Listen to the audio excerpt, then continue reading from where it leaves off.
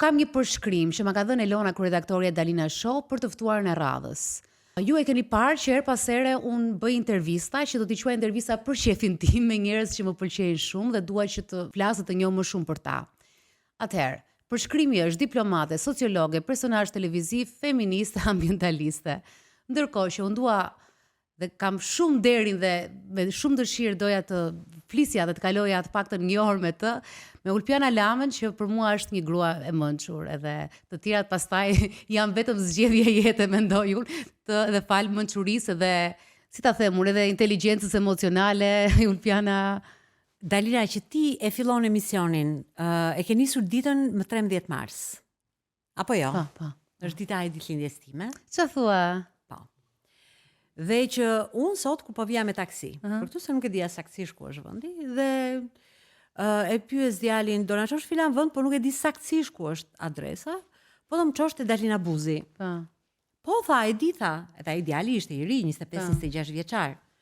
Natyrisht, unë basi kisha parë emisionin tënd lidhur me ç'a bëhet me 30 anë, shfrytëzova këtë moment në taksi për ta pyetur gjëre gjatë, sa e intimidova, se ç'a mendon ai dhe si ndjet, por të njifte dhe e di që ke bërë podcast. Domethënë, çado që ti bën, dhe kurdo që ti vendos ta bësh, në një farë mënyre, për një arsye ose tjetër, po unë preferoj ta quaj autenticitet, ajo bëhet një gjë që ndiqet nga tjerët, që lidhen me të, që duan dëgjojnë, që janë të kureshtuar për të mësuar më tepër. Dhe kemi të njëjtën ditëlindje, Andale dhe Ulpiana. Bëhet shumë shefi, edhe që e peshqit, kështu që unë e kam një çik gjërat që ato gjëra që bëj që ecin, i kam çik me, si thua, me emocione, kam me vibe-in e brendshëm, siç është fjala tani e modës. Po besoj që edhe ti si peshqit në atë, se ti ke qenë edhe ke tuar në shumë zona spirituale në jetën tënde, besoj që edhe ti ke i zgjedh gjëra me ndjesi, pra nuk është vetëm, nuk më duket sikur zgjedh gjëra që shef vetëm pjesën interesin apo zgjedhjet ekonomike, interesin e pastër ekonomik. Mendoj që ka dhe shumë ndjesi tek zgjedhjet tua apo jo në jetë. Po, është pjesë e intuitës, e dëshirës për të provuar diçka tjetër. Nuk e di, nëse do të shkoni me këtë teorinë jungiane, do të jetë që vetja nuk është ego. Domethënë vetja vjen nga shumë prurje, si një liqen që i vijnë shumë lumenj, rryma të ndryshme uji etj. Dhe vetja shpeshherë është subkonscienciale, nuk e dim, është e nënvetëdijshme. Dhe shpeshherë nënvetëdia e merr kontrollin në mënyrë automatike, kur ti nuk e ke njohur veten. Dhe për mua, ajo shpreha pastaj edhe këtu e lidh me spiritualitetin, sidomos e përmend faktin që ti jetosh në një vend me një goxha intensitet spiritual, siç ka qenë Azia Juglindore, kultura budiste. Dhe këtu lidhet psikologjia me këtë spiritualen, ku ti ndjen ndonjëherë që gjithë ato jetët e tjera, gjithë ato shumë herë që ti vjen jetë, në fakt janë në të njëjtën jetë. Dhe unë kështu e kam përjetuar këtë ekzistencë, këtë rrugë përmbi tokë. Shumë jetë, dhe them ndonjëherë, a është ky një transformim fluture, që do të thotë ti e heq një lëvoshk, e heq një lëvoshk tjetër, sheh diçka tjetër. Është shumë jetë janë në të njëjtën jetë. Ti merr mësime nga jetët, funksionon kështu se të paktën edhe kjo është si diskutimi atyre që besoj edhe në shumë jetë. Pra, merr mësime nga një jetë dhe përmirësohesh apo ç'a ndodh, ose ke një karma që merr me vete nga jeta tjetër? Nuk e di, vetëm e di që vjen një impuls i brendshëm. Vjen një impuls i brendshëm dhe kur vjen ai impuls që unë jam duke procesuar dhe kuptoj që është krijuar një vete e dyzuar, ku gjëja që unë jam duke bërë dhe gjëja që unë dëshiroj të bëj nuk përkojnë më. Dhe jam gjithmonë kërkim të autenticitetit. Domethënë, ajo që mendoj, ajo që them dhe ajo që bëj të përputhen. Ne jemi rritur në një kulturë pak a shumë autokrate, pak të brezim. Po. Okay? Do të thotë ku ka qenë një arratisje që vinte nga librat, unë nuk di të kem bërë ndonjëherë party, festa, gjëra të kësaj natyre. Maksimumi i aktivitetit që unë kam bërë ka qenë teatri i shkollës Dhe aty provova veten aktore, edhe gjatë shkollës mesme. Pastaj i madh më tha dikur që jo, ky nuk është një zanat për ty, nuk duhet bësh një gjë të tillë. Vendos bësh diçka tjetër. Ai zgjodhi për mua mjekësinë, bëra 3 vite mjekësi.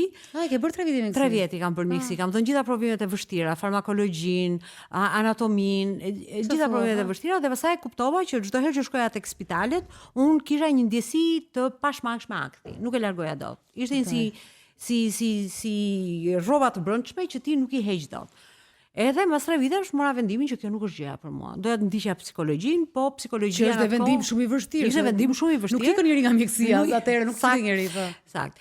Dhe doja të ndiqja psikologjin, po nuk ishte hapur ende katedra e psikologjisë. Gjëja më e përafërt që ishte sociologjia. Dhe vendosa që do ndjek sociologjin.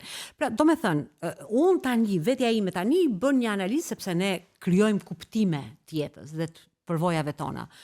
Këtë e thoshte edhe Fromi, e ikje nga liria. Nuk ka rëndësi, ka rëndësi përvoja, por mbi të gjitha ka rëndësi interpretimi që ti je përvojës. Dhe unë tani jap këtë interpretim post facto, pas faktit, që unë duhet kem qenë një natyrë kurioztare. Unë për shembull kur kam qenë 7-8 vjeç dhe mami më kërkonte që të bëja gjumin e drekës dhe unë nuk doja ta bëja gjumin e drekës. Rria zgjuar, lexoja, shfletoja sa libra që ajo kishte aty. Libri i parë që kam shfletuar, duhet të qenë, ka qenë Odiseja, jo Iliada, ka qenë Odiseja. Edhe thash që mendova, isha e bindur në atë kohë që unë do bëjmë një Penelop. Ndërkohë jeta më solli që pret Odisen, 7 vjet. Që të bëjmë një Odise, ndoshta një Odise. Ose për shembull vonë kur lexova Jungun, kuptova që në këtë pjesën e ndërtimit vetes, dhe sidomos kur shoqëritë zakonisht ne bashkohemi me gjërat që na kanë ndodhur në jetë. Ne jemi që na kanë ndodhur në jetë. Okay? Dhe veçanërisht kjo ndodh në kulturat autokratike, ku ti merr urdhrin. Edhe ky është kodi i sjelljes. Ky është skripti, kështu duhet sillesh. Unë jam rritur në një vend tillë, për dallim prej teje, ti ke ikur goxha e re nga Shqipëria. Po, formimin e kam marrë në vitet, po unë isha se nuk e di, besoj që kemi një diferencë madhe moshe. Unë jam 72, 53 vjeç. Unë 78, 6 vjet. Do të them prapë pëlqen të them që kam lind vitet 70 sepse janë vitet e muzikës që unë kam që dua më shumë, por janë vitet 70 në Shqipëri, kështu që gjitha e muzika dhe ato ç'a bëshin ande në Amerikë nuk ekzistonin në Shqipëri.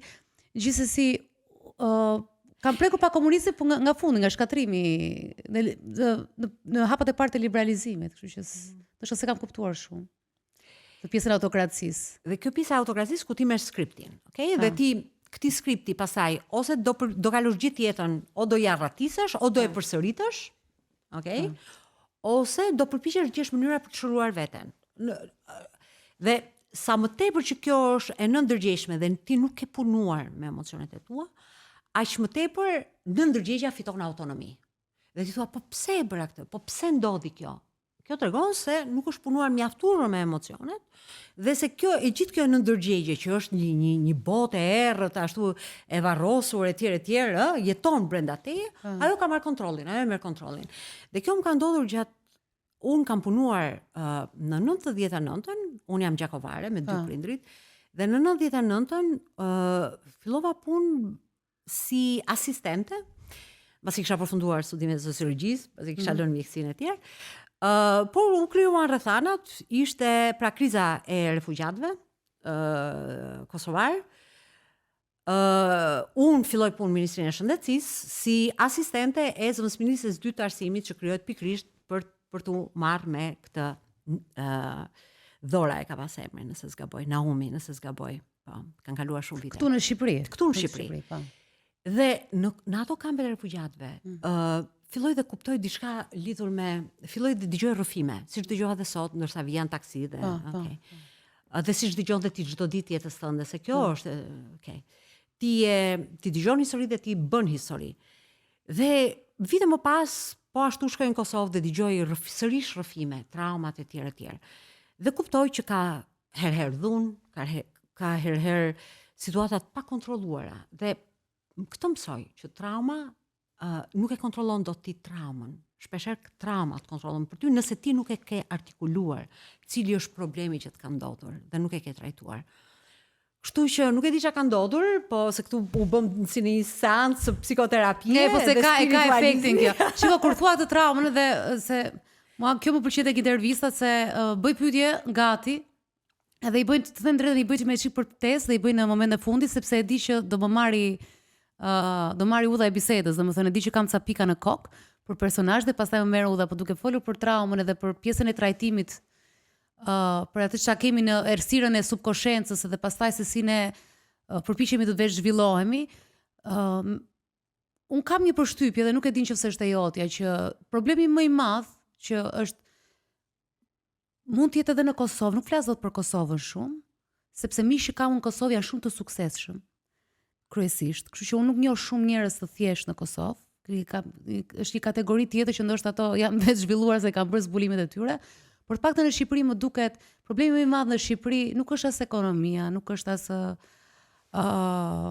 as korrupsioni, është patrajtimi. Mendoj që ne jemi popull shumë i patrajtuar. Me atë që po flisim tash, nuk i kemi trajtuar traumat tona, nuk i shpjegojmë dot, nuk duam t'i shpjegojmë. Duam t'i largojmë ato dhe unë prandaj edhe kur fillova këtë emisionin doja që në një episod aty të merresha pak me familjen, ose jo të dy, desha gjysmën e këtij programi të merr me familjen, me nënën, me babën, në mënyrë si jemi rritur, se janë disa gjëra që mendoj që janë shumë thelbësore dhe ne nuk i diskutojmë këto. Nuk e di se si është përshtypja edhe si sociologe, po edhe nga eksperienca.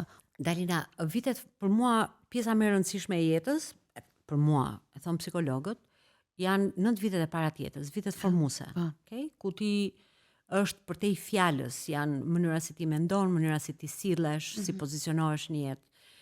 Ti duhet marrësh dritë që të ketë mundësi të japësh dritë. Askush nuk është i privuar nga ngjarjet që jeta do të sjellë drejt teje. Un kam takuar këtu dhe atje, pra në Tiranë, në Shqipëri dhe në Kosovë, të rinj të viteve 90, pra që kanë lindur. Disa prej tyre janë rritur vitet 90 Kosovë dhe Kosova e viteve 90 ka qenë një subkulturë jashtëzakonisht interesante. Për shembull, në vitin 89, 90, 91 atje bëhet fushata e pajtimit të gjaqeve. Nga ai që është Anton Çeta. Dija dëgjova emrin e tij për herë të dytë era tretë sot. Dhe për mua është një nga figurat monumentale. Domethënë Anton Çeta ishte albanolog, kishte nga vitet 50 që shkonte dëgjonte mitet janë shumë të rëndësishme për të kuptuar a thell si shkon ndërbreza, çështja e ndërgjegjes, e besimeve etj. Dhe ndërkohë kishte një autoritet të formuar dhe të pranuar dhe të butë, ofronte dashuri. Anton Çeta bëhet një figurë lider në vitet 90 për pajtimin e gjaqeve dhe sa e rëndësishme kishte qenë ajo. Po ndërkohë, vitet 90, kur krijohet sistemi alternativ, pra pushohen nga puna etj, një pjesë e madhe e shqiptarëve të Kosovës dalin nga sistemi i shëndetësisë, nga sistemi i arsimit, që janë shtyllat e shtetit. Shteti është për këtë punë, për të dhënë ty arsim dhe shëndetësi. Dhe atje krijohet një kulturë e solidaritetit. Shoqata në Nana Terezë ka me mira vullnetar. Pra si sot është pjesë e identitetit, çfarë punë bën ose çfarë je, çfarë unë bëj sot jam diplomate, po them që jam sociologe, atëherë ishte jam vullnetar, mjek, vullnetar inxhinier, vullnetar mësues etj. Dhe e vëre që një pjesë e madhe e trive që kanë qenë fëmijë në ato vite ka një gjë të fortë që lidhet me solidaritetin dhe me këtë kujdesin ndaj ambientit përreth, ndaj rrethit, ndaj komunitetit, ka një ndjenjë komunitare. Ndërkohë që në Shqipëri nuk di të flas për vitet 90, po kuptoj që natyrisht dhe këtu nuk marr përsipër të bëj asnjë analizë se këtu duhet shkruar një libër me referenca etj, por kjo është çfarë unë vërej, është thjesht një vëzhgim i imi. Ka një kulturë të mosbesimit.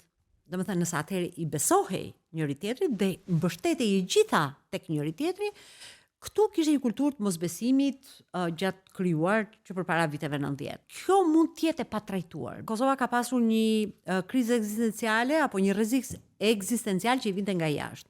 Shqipëria ka qenë e qetë në këtë kuptim. Nuk është e traumatizuar sepse ka qenë plotësisht e rrethuar nga shqiptarët. Vetëm bunkerët kishim ne Shqipërisë. Domethënë për Shqipërinë ka qenë rreziku nga brenda. Rreziku të vjen nga brenda, nga yti, domethënë. Për Kosovën rreziku vinte nga jashtë, nga tjetri.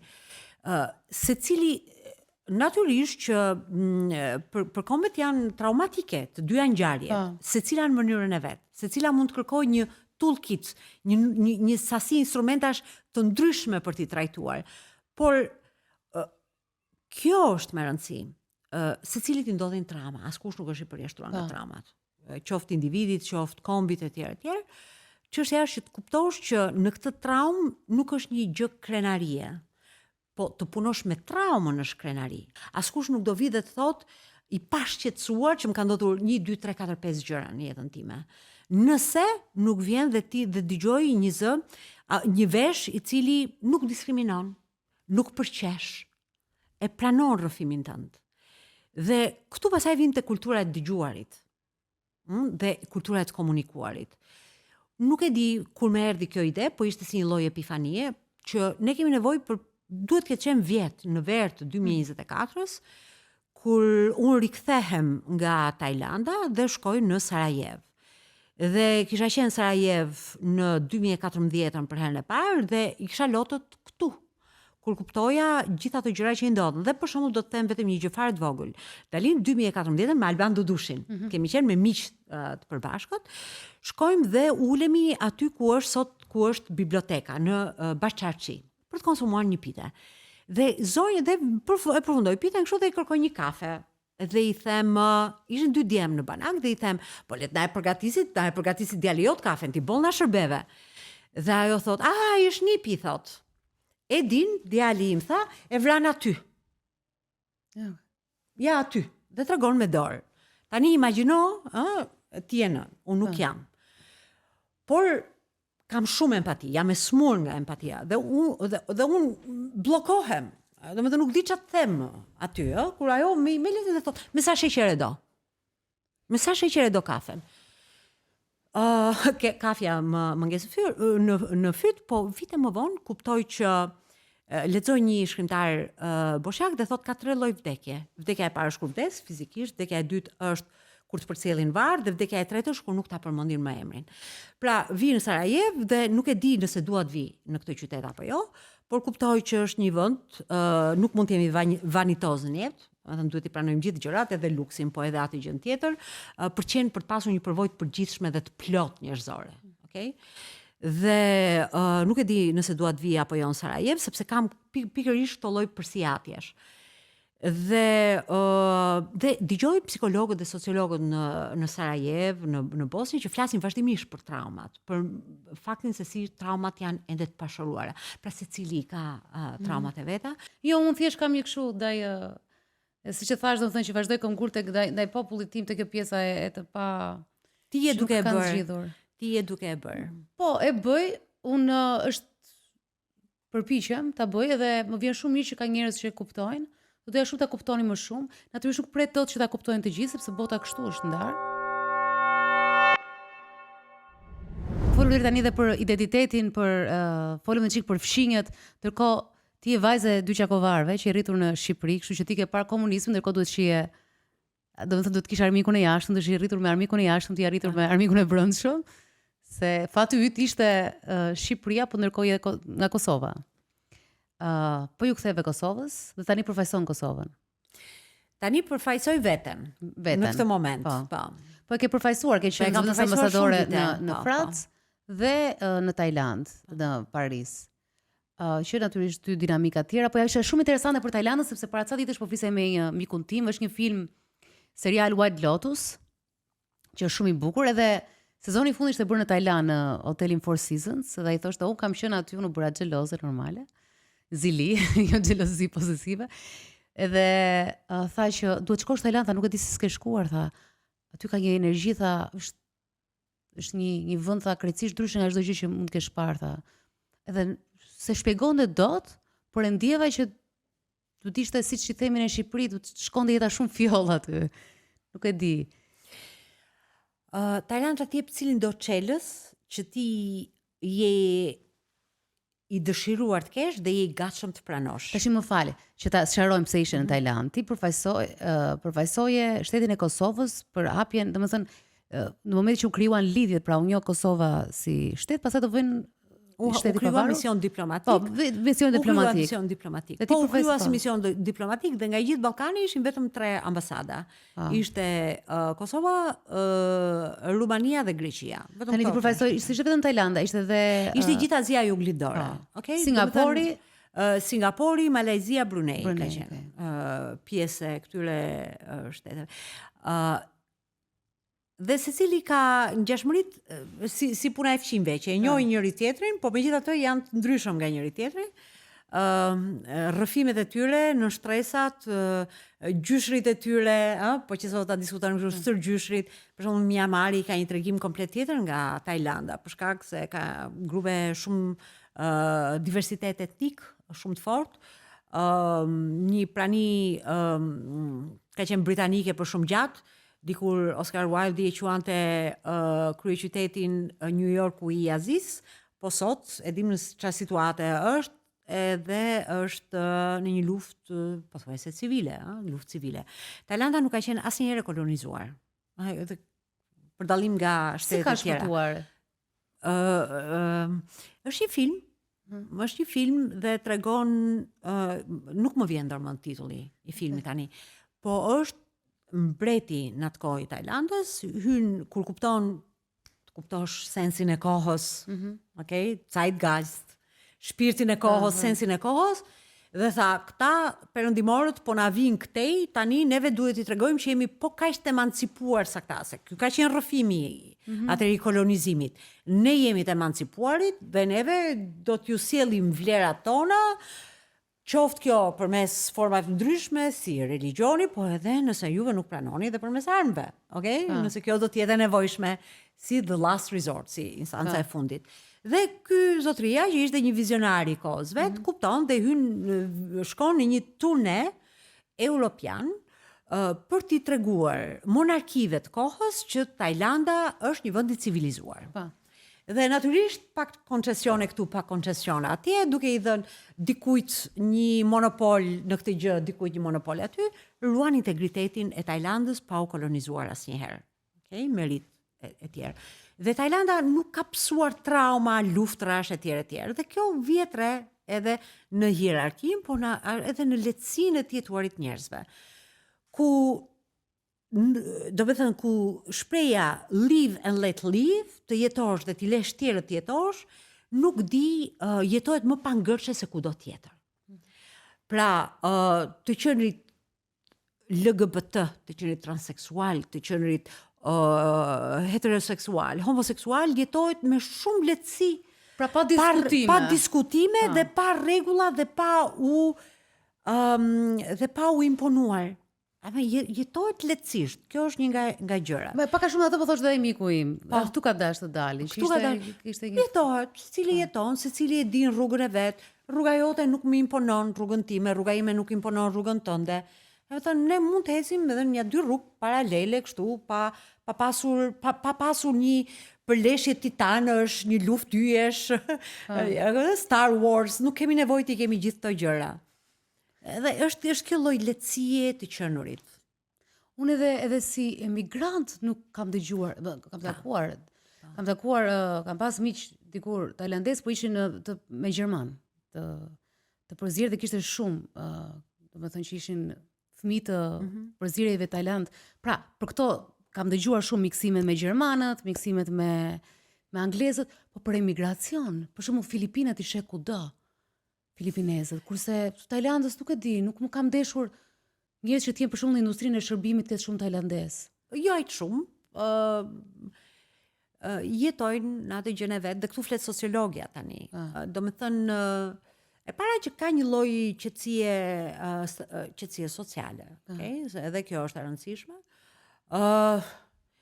Dhe pastaj tjetra është që natyra është shumë bujare. Domethënë ju e para njëherë nuk janë 4 stin. Domethënë edhe nëse je i varfër me flip-flops, kalon gjithë vitin derisa të grisen ato pantoflat. Ndërkohë që kur je në një vend ftohtë, shitja e vogël e shkrepseve që kemi pas lexuar, ti duhet kesh, nëse ke 3 fëmijë për shembull, duhet kesh 9 palë puc minimumi, se një palë duhen për dimër, një palë duhen për verë, një palë duhen pranverë vjesht. Pastaj duhet ndriçimi, energjia elektrike, ngroja sidomos. Duhet krijosh rezervat e tua natyrore, ndërkohë që ti shikon, ishte rruga komplet e mbushur me mango. Binin nga pema, binin. Mund ta marrësh, ka oriz, ka një historian të kulinarisë. Fakt aty.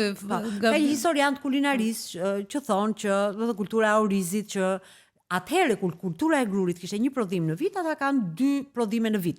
Tani me gjithçka që ka ndodhur genetikisht e modifikueshme, kultura e grurit është 2 herë në vit, ajo mund të prodhej 4 herë në vit, që mbështet rritjen e popullsisë etj.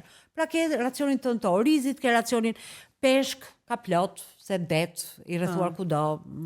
Po thashë edhe nga mjekësia nuk harxojnë lekë ata shumë, orizin e ke aty, ushqim të mirë, ftoje, i ngroti përballohet disi, se ka ujëra, ka mbulime natyrore. Dhe jetohet më lehtë, jetohet më thjesht, më lehtë. Po nuk dua ta glorifikoj një gjë tillë. Është thjesht një vëzhgim i jashtëm për një kulturë që më ka prekur dhe më merr malli për të. Shiko, po kjo pjesa e të qenit të jetuarit më lehtë është shumë thelbësore për njeriu, mendoj unë. Fakti që ti po thoje që ata pranojnë gjithçka, ti heq i barr nga vete një stres nga paragjykimet apo pengesa që është e panevojshme. Mendoj që një pjesë e madhe e mendimeve tona nuk ekziston. Jo mendoj, por është e vërtetë, është vërtetuar që 98% e mendimeve tona nuk ekzistojnë. Ne mendime janë kot. Ndërkohë që ato kanë hequr një barr të mendimeve inekzistuese, dhe kjo të bëhet më të shëndetshëm dhe ti aty merr ndoshta me të tashmen, që është filozofi jete, të merresh me sot. Pa. Ndoshta merr me sot, i bie mango nga pema, domethënë ja ku i ke, se më kujtohet edhe një miku im në Kolumbi që nuk ka qenë për atë punë, ka qenë për qef, që thoshte aty ishin fruta të rrugëve, tha, banane, ato tha s'kishte as kancer ai vend. Tha kështu që nga ana shëndetit, nga pamja janë mirë, nga kjo pjesa që nuk agravon, nuk futen në kanune të çuditshme, në mendime të errta për tjetrin, thjesht e pranoj, nuk e do. Pra, gjithë kjo është shkarkesë e jashtëzakonshme që ke nga truri. Ajo është çka unë kam vëzhguar, po nga ana tjetër, ne nuk e dimë ç'ndodh ndodh me botën e brendshme të njerëzve. Dhe në kulturën aziatike, dhe kjo vlen kudo në Azi, secili jeton jetën e vet. Jeton spiritualitetin e vet. Janë njerëz shumë shpirtëror. Dhe nuk të ngarkojnë me problemet e veta. Ne jemi goxha, më thënë, ti mund të jetosh jetën tënde pa pasur nevojë të dhe ndërveprimi nuk është shumë i thellë. Nuk shkohet aty në emocione të thella, në drama të mëdha. Ndonjëherë neve jemi bërë si diva me teatrin ton ambulator kudo ku shkon. Okay? Flasim, më ndodhi kjo, më ndodhi ajo. Ndonjëherë dhe bëj mirë që i themi, se në momentin kur ty të ka ndodhur sa gjëra të mëdha, dëgjon dikë tjetër që i ka ndodhur gjëra dhe 5 herë më të mëdha se tu dhe thua, okay, shikoj se duhet jemi kënaqur me hisën time të diellit apo të errësirës, gjëra që më ndodhi. Nëse do të kishim pak më tepër kujdes dhe pak më shumë spiritualizëm, ndoshta do t'i kalonin disa gjëra pak më lehtë. Atje, kur të fut Tajlanda aty në gjak? Domethënë, sapo the që ke një mall për të zë malli për Tajlandën. Kur të fut në gjak, po them, kur mund të ketë qenë edhe si ra Covidi, okay? Ishte 3 javë masi unë arrit aty, ishte kjo periudha e Covidit. Natyrisht u bllokua gjithçka, mund dili nga Tajlanda, por nuk hyej dot në Tajland. Dhe mas një viti e diçka u ktheva. Dhe kur u riktheva në Tajland, në një vend, Bangkoku është qytet 13 milion banorësh. Okay? Dhe në një vend ku shkova për të bërë pazar apo nuk e di se çfarë, takoj një të njohur dhe ishte plotësisht rastësore takimi, rastësor, nuk e kisha lënë që të takosha. Ajo është braziliane, zonja është braziliane dhe takoj aty rastësisht dhe unë thash, wow, mund takoj rastësisht në një qytet 13 milionësh njerëz të njohur dhe të dashur. Dhe aty ishte momenti kur filloi të ndjehem një shtëpi larg shtëpisë. Por ndryshe në rrëfimin e disa ambasadorëve dhe ishte një mbrëmje dhe njëri tha, Unë tha kam 7 ish kolegë këtu të pensionuar. Tjetri tha, unë kam 6 të ish pensionuar aty. Që jetojnë aty tani, po. Që jetojnë aty. E ka këtë lloj joshje. Tani, pse e them këtë gjë? A ka një mësim këtu për ta nxënë neve? A mund të bëhemi në një vend ku të dëshirojnë njerëzit të pensionohen këtu? Meqenëse jemi dhe turizmin e kemi të fortë. E kemi të fortë. Kjo duhet vi në shumë mënyra. Spari neve duke u projektuar në të ardhmen, dhe jo vetëm tani për tani. Po si do të jetë 10 vjet, 20 vite prej tani, si do e shohë tjetri Shqipërinë, dhe jo vetëm fitimi i çastit, i momentit, po si ta mbajmë atë që të kthehet, rikthehet gjithmonë. Shikoj, ne kemi një joshje, po, e ka. Para bile sot para ditë pash për një amerikan që jetonte në Kukës. Vërtet? Po. Dhe tha, ati ka humbur të lidhje njerëzore në Amerikë, dhe më pëlqen se ne këtë pjesën e si u gdhive të ndihmojmë me këtë gjë, ne e kemi këtë, ne këtë s'do ta humbim. Dhe shumë e bukur dhe shumë e rëndësishme kjo për shumë vende individualiste që jetojnë dhe plus turizmi dhe edhe gjërave të thjeshta, po të mbajmë këtë gjë nuk rrin të huajt e kanë qef. Domethënë e shijojnë këtë, shijojnë se ne kemi akoma, ndoshta ka ngelur pak ajo ndjenja e inferioritetit edhe kjo është kthyer në një mirësjellje që ne me njëri tjetrin në shaka themi mirësjellje tepër tash, e keni tepruar shumë me tuajt, por për tuajt është ato jetojnë në metropole të mëdha, nuk e di kush i jep vëmendje një njeriu që aty shtyhen në rrugë, që nuk ka rëndësi, kështu që ndoshta kjo është e lezetshme, përse ajo joshje që patën shumë veta kur u hap Kuba. Unë mendoj ndonjëherë që pse unë se përpiqem të jem vetë kritike. Pse unë ndonjëherë them që Shqipëria është pak e rënd, më vjen nga dy gjëra, nuk më vjen nga komunikimi, nga ndërveprimi me njerëzit. Unë nuk e di ta quaj fat, nuk di ç'a them. Unë kam pasur fatin që dhe nuk e vuaj këtë në jetën time të përditshme. Nuk kam unë ndërveprim. Ndërveprimi me njerëzit në Shqipëri është jashtëzakonisht i mirë. Mua më vjen nga vitet 90 dhe këtu e kuptoj që është ajo gjëja, ai sinjali që më kanë dërguar vitet 90, që kanë qenë vite jashtëzakonisht vështira të jetojë në Shqipëri në vitet 90, dhe më vjen nga kronika nga lajmet. Aty është gjithë negativiteti, nga lajmet. Ndërkohë, nga kaosi i komunikimit, komunikacionit, jo i komunikimit, nga kaosi i komunikacionit, por ndryshe unë jam shumë mirë, njerëzit më komunikojnë mirë, unë komunikoj mirë me njerëzit, nuk kam unë probleme me njerëzit, as ata me mua. Jam shumë e kënaqur nga komunikimi me njerëzit. Po janë këto 3 sinjale që më furnizojnë trurin tim në këtë vigjilencën dhe në këtë shqetësimin paksa me Shqipërinë kur e mendoj. 1 vitet 90, 2, siç të thash, janë lajmet dhe 3 është kaosi i urban. Këtu pastaj mund të themi që janë ato mungesa e paqeve, kjo ajo. Gjithë këto gjëra. Dhe është interesante se ne është si puna kur thotë për rritjen e kalamajve që duhet një fshat të arrisësh edhe duhet dhe një fshat të ndërtosh një qytet. Kështu që kemi të tërë dorë, po këto të dyja që përmendë, të treja e para se ishte në tërë Europën, ndodhi një lëvizje që ndodhi dhe ne e gjetëm veten. Po edhe këto të dyja që përmendë, kaosi urban dhe lajmet i kanë në dorë shumë pak veta të zgjedhin. Po, ti e njeh mirë këtë pjesë. Lajmet i zgjedh, pra unë them edhe media merr fytyrën e të Zotit. Dhe ti zgjedh ç'a do bësh. Dhe bashkarisht të gjithë, prandaj dhe mundinja e komunitetit tu e shoh gjithmonë si problem, sepse bashkarisht të gjithë kanë zgjedhur që të jenë kjo lloj fytyre medias. Pra, edhe portalet më të zhvilluara, më të lexuara shqiptare, të cilat e shohin që bëjnë klikime, ndoshta monetizohen edhe duke bërë lajme, s'po them lajme të mira, po them lajme të trajtuara mirë, se patjetër do kesh dhe kronike dhe gjithçka. Mund të bëjnë dhe pa to, se unë besoj shumë fort, unë kam një media e cila nuk ka klikimet e politikës, po është më e klikuar që është Anabeli, nga gjithë mediat e tjera, dhe ne kemi monetizuar dhe kemi bërë pa që nevoja ose me trajtim më të mirë, po këto e zgjedhin ta bëjnë këtë, sepse unë besoj që është ajo gjëja e komunitetit që mungon, është interesi, nuk na intereson se çfarë dëmi po bëjmë. Pra nuk e kemi atë ndjenjën e. Ky është patriotizmi për mua. Patriotizëm është, pra nëse ti ke arritur të kuptoj vitet 90, të kuptoj fillimet e tua, të kuptoj ekonomikisht që është e vështirë, por në rastin e do të kishim dëshirën e mirë se çfarë po ju shërbejmë dhe çfarë po lëjmë, është dhe legacy, është dhe ndjenja e legacy-s që ne nuk e kemi fare, sepse kemi për kohë të shkurtër gjën. Dhe legacy është shumë e rëndësishme, mendoj unë, që çfarë do lë unë, është si ai menaxhimi i mirë, po të kishim në ndjenjën e legacy-t, por ne mbas 50 vjetëve nuk kishim më legacy. Ne shkatruam gjithçka, ne urryem dhe bankat e shkollës, i zgarravitëm, i dogjëm. Kur dogjën shkolla atëherë e mbaj dhe unë mend. Pra, mungesën e ndjenjës së legacy-t, se neve një njeri na la legacy nuk bën, ai zogu para nuk bën, ky tjetri nuk bën, jemi te Ismail Qemali dhe Skënderbeu që e dim një gjë, po nuk e njohim fare. Se kemi krijuar distancën kohore, të mjaftueshme. Po. Dhe ndoshta kjo në ndjenjën e kësaj mungesës së legacy dhe ne nuk kemi dëshirë dhe nuk duam t'ia dim se çfarë do ndodh.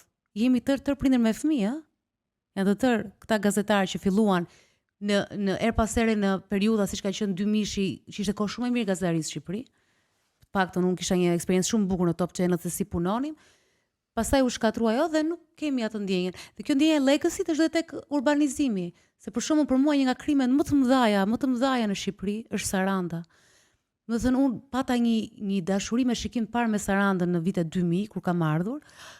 Dhe vetëm shpikja gjëra që shkruaj në Butrin, shpikja gjëra që shkruaj si gazetare në Butrin që të rria në Sarandë, dhe kur kam shkuar më vonë nuk shkoj dot në Sarandë, unë kam problem Sarandën, Saranda më jep se këlldi. Si mua, më jep se këlldi, më jep, nuk e di, nuk e shoh dot me sy se çfarë është bër. Dhe kjo është mungesa e dëshirës të lësh një legacy këtu. Se njerëzit edhe për veten e tyre duan të lënë legacy. Kjo është frika nga vdekja që kam diskutuar në program. Frika nga vdekja është lësh legacy. Ti vet, ai nuk do t'ja di dhe nuk do t'ja di as për ata njerëzit aty. Kështu që se di, është edhe vite 90 pastaj. Po vite 90 do shtaj zhgënjimi i madh i parë. Kjo është zhgënjimi i madh i parë. Se edhe pritej penduli ishte në njëra anë dhe kaloi në krahun tjetër, ëh, domethënë derisa të ishte e pritshme që do të ndodhte nga një shtrëngim shumë i fortë, po vjen tek liberalizimi edhe derisa të gjej ai atë si më thën vendin e vet ku do të lëvizet normalitetin e vet, do t'i marrë kohët e veta me shumë tronditje. Janë lëvizje tektonike janë shumë të mëdha. Nëse po mendoj që ai është zhgënjim i madh dhe i gadalt, derisa tani kemi kaluar në një ndjenjë komplet, s'po them nihilizëm fare, se po i vë një fjalë shumë bukur, po jemi indiferent totalisht. Pra kur mendoj që në Ballkan, në Greqi apo në Serbi vazhdojnë protestohet për gjëra, ngrihen njerëzit, këtu s'ka asnjë, dhe ndoshta nuk ka as më revolt, nuk ka asgjë. Nuk ka asnjë lloj interesi fare, domethënë është, madje edhe politika tashmë është për TikTok. Domethënë dhe këtu duhet mund kaloj te kjo që ke thënë se shumë e bukur, që kisha fjalën edhe me politikun ku kemi shkuar. Ke thënë shkrimet e tua që po humbet mendimi kritik, s'ka reflektim, nuk ka dialog, nuk kemi më kohë, nuk kemi më interes. Dhe kjo ka bërë përshtypje sidomos në fushatën aktuale politike, që po kthen dhe politikanët në animator. Janë thjesht animator, nuk e di shoh sa të kujtohet dikur duhet ta dije në vitin 90 që okay, diskutimi i madh i politikanëve ishte komunist apo si ishte komunist. Ato të parët që erdhen. Kjo ishte. Pra, ti vjen, okay, ti do sa si aq komunist sa ky tjetri. Po je komunist shko te socialistët, po si je kaq komunist, po dhe ai komunist sa komunist i reformuar je, ndoshta je për. Pastaj kaluam tek je me shkolla, je pa shkollë, shqetësimi i madh i deputetëve. Tani duke qenë se ka munguar dhe mendimi klinik, reflektimi, koha. Tani është 15 sekonda një budallëk që bën në TikTok që e bëj unë këtu në Andale për viralitet. Jemi bërë viral. Dalina ti merresh çdo ditë me lajmin, në një mënyrë ose në një mënyrë tjetër. Dhe ku ti unë javën e kaluar e kërkova, vetë thjesht prodhohen 100.000 lajme në ditë. Pra nëse dikur gjithë gjëja ishte përmes kontrollimit të informacionit, pra domethënë kur unë kam nisur hapat e para si gazetari, ishte kontrollimi i informacionit, fillim mesi viteve 90. Okej, sido që me qenë ishte inercia e periudhës më hershme. dhe ishte kontrollimi i informacionit, që ta kontrollojmë. Tani është inflacioni i informacionit. Pra dhe kjo është një mënyrë tjetër. Ti prodho shumë më tepër informacion dhe diçka do të bjerë në rrjetën, ke hedhur rrjetat. Okej. Nëse X-i prodhon 30 lajme, ti do prodhosh 100 lajme dhe me probabilitet është që votuesi yt do dëgjoj atë taj 70% që ekstra që ti ke prodhuar. Pra është super inflacioni, është e vështirë që të kontrollohet. Gjitha inxhinierimi i prodhimit i latimit të lajmit është provuar i vështirë tashmë. Është prodho dhe diçka do të marri, do të thithi nga ajo gjë. Kështu që janë dy qasje ndryshme ndaj mënyrës se si do ta marri lajmin. Me këtë mbi prodhim lajmesh dhe informacioni humb ndjeshmëria. Pra në momentin që ti kalon nga Palestina i fëmijës dhe për 2 sekonda e qan dhe bën një koment direkt, që çfarë është kjo e tmerrshme, çfarë po ndodh në Palestinë, pastaj direkt kalon në një këngë izraelite që të pëlqen. Dhe ti nuk e di fare, domethënë nuk është se mund të mos pëlqen muzika izraelite, por kam fjalën që ti se kupton nga s'ke fare ndjeshmëri, duket sikur ke, po nuk ke më. Që pastaj të bën ty të kuptosh që ne jemi globalizuar kaq shumë, spaku përmes informacionit, kaq shumë. Dikur ndjenja komunitare përfshinte, prandaj dhe njerëzit vendosin sinoret, kjo është tribuja ime, fisi im, kjo është fshati im, kjo është shteti im, kjo është gjëja ime. Lajmet vinin shumë rrallë, lajmet për vinin një herë në vit qarkullonin, pastaj shtohet informacioni. Kjo ndjenja ne nuk kemi sa kemi ndryshuar ne nga pikpamja evolutive, për të përballuar gjithë të lloj peshe që bjen mbi psikologjinë dhe mbi psikën tonë. Se psika në etimologjinë e vet është shpirti. Ajo është gjithë kjo ngarkesë që i vjen individit, nga kjo shumësi informacioni. Ne nuk kemi të projektuar për të përballuar kaq shumë. Do me thënë, ajo që ti bën sot në një javë, stërgjyshi yt e bënte në një vit. Dhe ajo që stërgjyshi yt bënte në një vit, dhe që ti sot e bën në një javë dhe ndoshta edhe nuk po them në një ditë, se mund të jetë edhe në një ditë në sasinë e komunikimit. Pyeta shoferin rrugës, sa njerëz në ditë takon? Tha 40 njerëz në ditë. Okej? Ti jetosh në fshatin shqiptar të viteve 20, sa njerëz mund takoj, kur i takoj 40 njerëz në ditë, për te ati komunitetit tënd që i dije që të gjithë. Okej. Pra, imagjino tani se sa shumë të ekspozuar jemi dhe nëse për shembull për 4000-5000 vjet ka pikpamja evolutive, se kjo është edhe një gjë evolutive. Ne kemi jetuar në atë gjën tonë, me atë sasi informacioni etj. Sot vim dhe përballemi ne si individ me një sasi dhe informimi dhe veprimi që të i kalon shumë fish ato që sa jemi të gatshëm neve. Pra nuk duhet të jemi dhe shumë vetkritik apo shumë të alarmuar nga kjo gjë. Ne nga pikpamja evolutive nuk kemi programuar që të marrim dhe të përthithim kaq shumë dhe të reagojmë për kaq shumë gjëra. Ti do zgjedhësh betejat e tua. Unë kam zgjedhur betejat e mia, nuk mund të bëj më shumë se sa kaq. Ndjeshmëria ime shkon me gjithçka. Por aksioni im nuk e ndjek dot ndjeshmërinë time, sepse unë kam një sasi të caktuar energjie dhe kam bërë paqe me faktin që nuk mund të reagoj për çdo gjë. Nuk është e pamundur që të reagoj për çdo gjë. Pra kam zgjedhur kauzat e mia. Janë 3 gjëra për cilat unë reagoj, për cilat unë jam e përkushtuar. Për te i kësaj do më duhet, nuk e di, diçka tjetër, nuk është punë që mund ta bëjë një individ. Dhe besoj që njerëzit mund të kenë shkuar edhe ty, sepse ti një grua që shkruan edhe komunikon kur ke mundësi të komunikosh dhe do të ka shkuar edhe ty që pse reagon për të, pse s'reagon për këtë. Se gjithmonë kur i ka kenë qef mendjen dikujt, që mendojnë që ata nuk e di, dhe kjo është e çuditshme kur më shkruajnë dhe mua, është pa lidhje fare, mua më duket absurde. Reago. Nuk e di informacionin. Nuk mund të reago. Do të zgjedhësh betejat e tua, secili do të zgjidhë betejat e veta. Plus dikur ka qenë edhe se unë nuk është se po bëj shumë nostalgjike se jam futur kësaj botës edhe e përshtatem shumë mirë. Po dikur kishe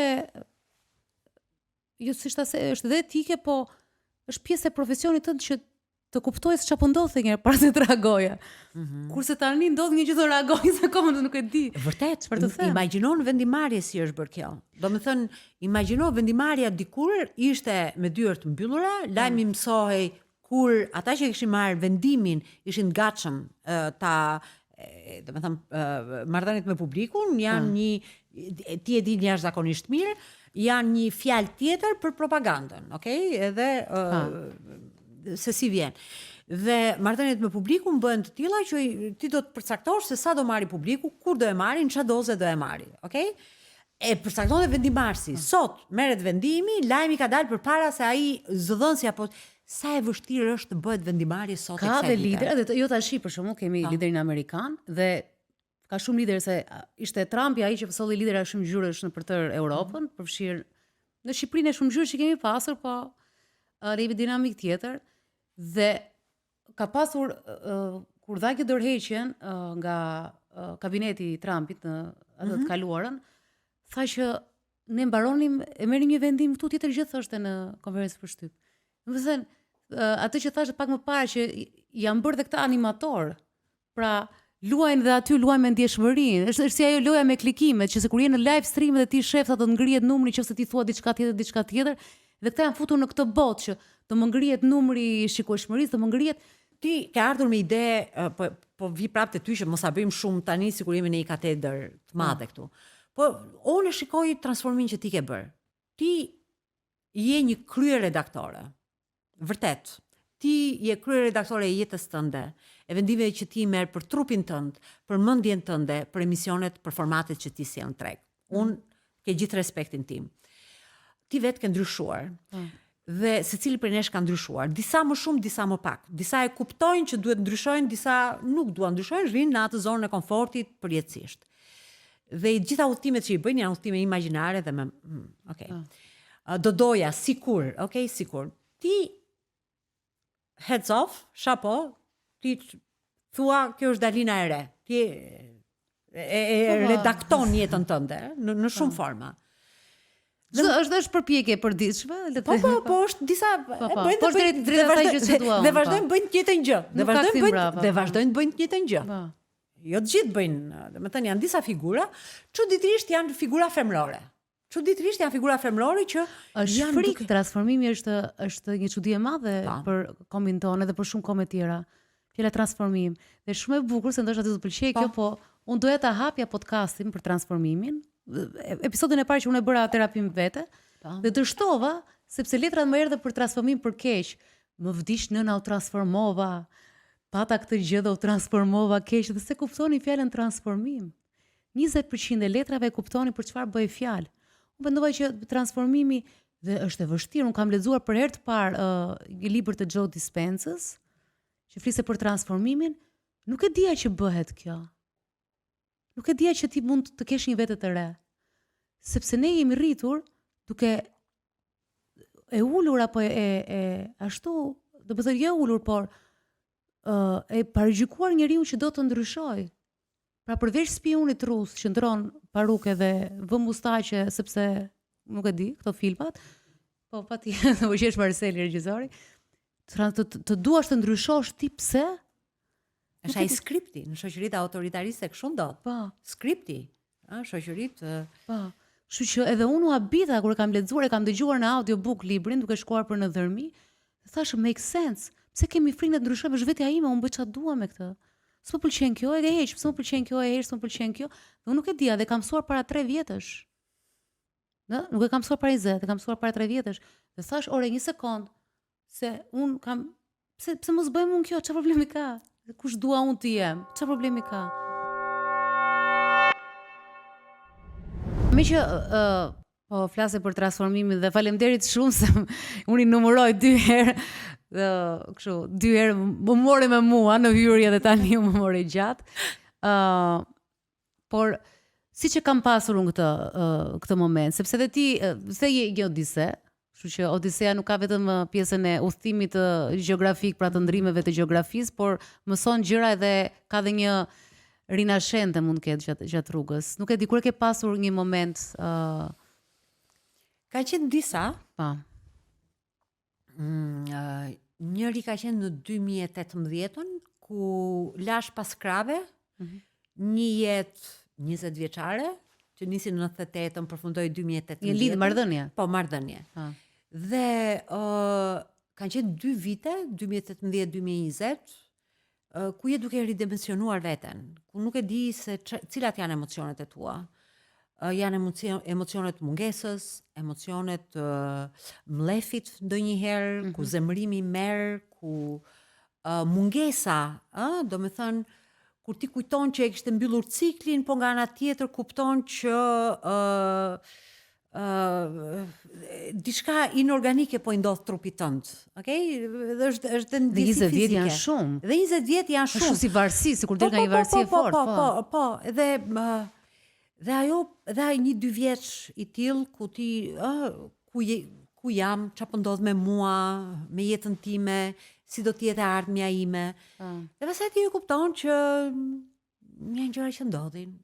Vjen te koncepti i bashkëudhëtarit, jo vetëm bashkëshortit. Bashkëshorti ka një gjë që është përfundimtare. Do me thënë, kur ti jeton 40 vjeç, 50 vjeç, ky është shorti i fatit, ky është shorti yt dhe kjo është gjëja e fundit që do ndodhi në jetën tënde, okay? Ky është në njërin jetë tënde si flutur, butterfly, okay? Kjo është gjëja e fundit dhe vetëm ta ilustroj pak. Lexoja rrëfimet Maria Stuart nga Zweigku, edhe sa shumë bëma kishte bërë Maria Stuart e tjerë, kur dikur më vonë harroj të shoh aty se sa vite kishte jetuar Maria Stuart, me gjitha ato historira jetësore, bëma kishte vdekur 27 vjeç, nëse s'gaboj, përpara se të arrinte 30 vjeç. Po çfarë bëma është romantike, historisë nuk kam lexuar librin. Po jo, s'ka rëndësi, po që do të thënë luftë me Anglinë e tjerë, intriga, luftë me kundërshtarët politik, dhe që përfundon, do të thënë e vrarë, do të thënë e ekzekutuar. Edhe një jetë plot rrëfime dhe ti thua sa ka jetuar kjo grua, ka jetuar 67, 77 vjeç, kishte vdekur 27, 28 vjeç, nuk më kujtohet, po përpara 30-tave. Dhe kur atëherë derisa vdekja të na ndaj, vdisin vërtet 40 vjeç, edhe shanset që jeta t'ju ndante dhe të jetojë me një person 20 vjet ishin shumë reale. Pastaj ti kupton që sa më tepër që rritet jetëgjatësia, disa janë mundësit. E para, ose do rritesh në të njëjtin drejtim, pra do bëni rrugën bashkarisht, ose e dyta është që ti do të kalosh nëpër këtë metamorfozën, këtë procesin e ndryshimit, që ndonjëherë nuk është i katalizuar së brendshmi, nuk është, po mund të jetë një katalizues i jashtëm. Një lëvizje, një gjeografi tjetër, një punë tjetër, etj, dhe që bëhet një katalizues apo katalizator, si i themi në shqip. Katalizator. Sa shumë e mirë me këto fjalët e vështira, po. Dhe që bëhet dhe që e çon gjën drejt fundit, okay? Dhe pastaj vjen te koncepti i bashkëudhëtarit, okay? Ti rritesh, tjetri rritet, mund të bëni dhe kjo ndodh dhe me shoqërinë. Okay? Dhe me jetën, se kemi 3 lloj jetësh, jeta sociale, jeta private dhe jeta intime. Dhe kjo mund ndodhi në treja nivelet. Ti ke qenë në Amerikë, ke miqtë tu të Amerikës, me disa prej tyre jenë komunikim, me disa prej tyre dinë që ka përfunduar një cikël, ke jetën tënde sociale që ka ardhur përmes emisioneve tua, përmes projekteve tua mediatike. Disa e kanë mbyllur ciklin e tyre, disa vazhdojnë. Po kjo është një njerëz që e pranon ndryshimin. E pranon këtë, mund të jetë dhe pa drejtësi, pse disa e paskan këtë lloj fati në jetë që t'ja lejojnë vetes ndryshimin. Ndonjëherë është edhe një gjë që vjen nga atë 50% e shkruar, që është shkruar për ty. Tani kur thua bashkëudhëtar, ti e kuptove që ndryshimin e bashkëudhëtarit bashkëshortin kur njoj një bashkëudhëtar apo jo që përfundoi ajo që unë mendoja që do të ishte derisa vdekja të na ndaj, në fakt kishte qenë një bashkëudhëtim. Kjo ishte. Okej. Do të ishte edhe përfunduar 20 vite, nuk pas ka qenë gjithë jeta, po pas ka qenë një pjesë e jetës. Mirë, ishte e nevojshme, dha morëm, marrëdhënie, shumë fjalë e bukur, të dëgjova edhe ty në emision, që edhe marr dhe jep, dhe kur përfundon ky proces i marrëdhënies, rruga çon në një drejtim tjetër, pa keqardhje, kalojnë ato 2 vitet e para, janë normale, besoj të gjithë është e njohur kjo, dhe pastaj ti nis një kapitull tjetër, si një roman, një kapitull tjetër, një gjë tjetër. E di kur është interesante që kur kalojnë ato 2 vitet, që mua të paktën mbas divorcit kaluan tani në shkurt. Kështu u rrumbullakosën, por ke një se ti ke pas lidhje dhe më të gjatë, po je prap jeti e ndryshuar, po je prap ti. Domethënë ti në kolegj, ti ti vetëm. Domethënë, është kështu si ritakim me veten tënde, vetëm. Domethënë, jo vetëmi, po nuk e di jam më kupton se Unë të kuptoj plotësisht. Po. Pa të kupton, a na kupton ata që si mund ta si mund ta si sillim s'ke tek ta? qenë, domethënë ti nuk e di që aty e kupton që ti je vetëm. Pra siç ke qenë vetëm në universitet, siç ke qenë në zgjedhje të vogla fare, vetëm kur ikje nga shtëpia, vetëm në zgjedhjen e shoqërisë vetëm. Po. Pra nuk e ndan këtë Dhe dhe shumë aty vjen te rëndësishme. koncepti i bashkëkohëtarit. Pa. Ke pasur në kolegj, ke pasur 5 vjet shoqëri, rrugët ju janë ndarë, ti ke shkuar në një drejtim tjetër, shoqëria jote ka shkuar në një drejtim tjetër. Unë me Elonën kemi qenë kryeredaktore në emisionit. Kemi Unë qenë kam që bashkë. para teje. Ti ke qenë përpara meja aty. Edhe prandaj dhe them ky koncepti i bashkëkohëtarit. Unë njoh shumë çifte.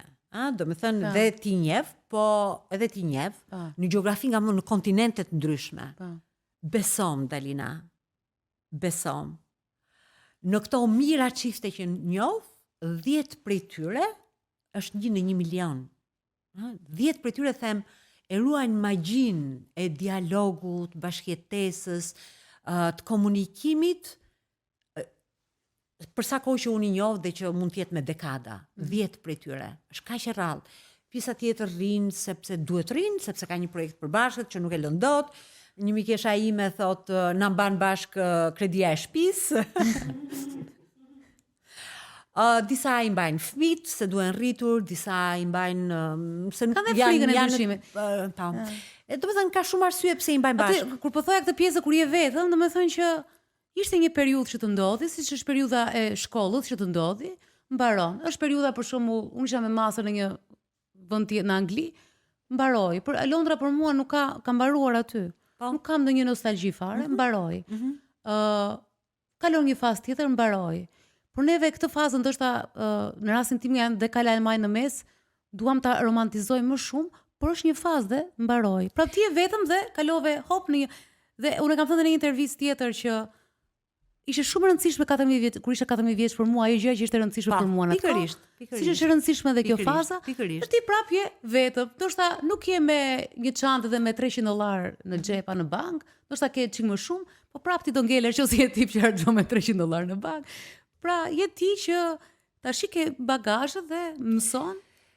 Po vetëm je. E gjen në psikologji dhe e gjen në spiritualizëm gjithashtu, the higher self ose the self, vetja e lartë në spiritualizëm, ose vetja autentike në psikologji. Të gjitha çojnë drejt një gjëje, drejt së njëjtës gjë. Dhe kjo e njëjta gjë është vetja jote e zhvilluar, e plotësuar, që ti përmbyll një cikël. Më kujtohet një nga rrëfimet që ka qenë pothuajse e kriptuar për mua, po që merr gjithmonë më tepër kuptim, për mua një nga shkrimtarët më të mirë ka qenë Borgesi.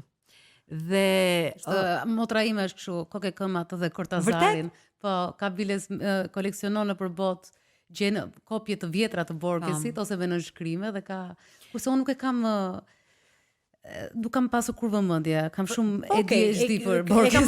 E kam marrë dikush tjetër vëmendjen tënde. Okej. Dhe lexoj këtë rrëfimin e Borgesit ku takohet një burr i moshuar dhe një djalë i ri takohen në një stol. Në buzë të liçenit, një stol buzë të liçenit, dhe filloi një rrëfim ku ti kupton që ajo që po tregojnë i lidh me njëri tjetrin dhe në fund dhe kanë konflikte, po kanë dhe përbashkësi dhe në fund kuptojnë që është vetja e vjetër dhe vetja e re. Është i njëjti person duke dialoguar me veten të re. Dhe ai ka shkuar drejt vetes së lartë, i moshuar i etj, sepse ka vendosur të shkojë tillë, dhe po është ky vetja i ri, i 20 vjeçari që në fakt ka shumë nga tiparet e atij vetes vjetër, po ka dhe shumë nga tiparet që vetja e vjetër i ka larguar nga vetja, i ka hequr. Jemi dhe nuk jemi një taj gjë. Domethënë dhe ti zgjedh se çfarë do të jesh. Ti çfarë do të jesh në një dekadë të jetës tënde. Dhe kjo është ajo që ti më the, 3 vjet përpara ti vendose, unë kam një imagjinat për veten time. Kam një rrugë që dua të më çojë diku. Ku do të më çojë kjo rrugë? Dhe ti e ndërton të ardhmen tënde me imagjinat përpara se ta hecësh atë rrugë. Sot e quajnë manifestim etj, që është bërë një fjalë trend.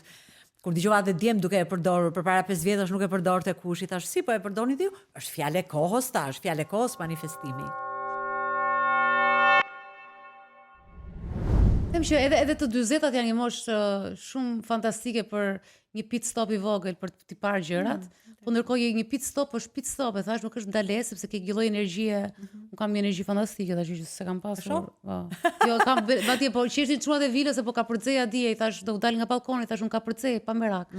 Edhe tha duhet filmojmë, tha si ka përceve. Dhe doja t'i thoya që unë nuk kam ka përcyer kështu përcej në balkonin për dal jashtë, nuk i ram nga dera. Edhe u hodha, thash nuk kam ka përcyer kështu 20 vjeç, më besoni. Nuk këtë lloj besimi që kam unë tani në të trupin tim dhe këtë lidhje që kam me trupin tim nuk e kam pasur atëherë. Dhe është shumë interesante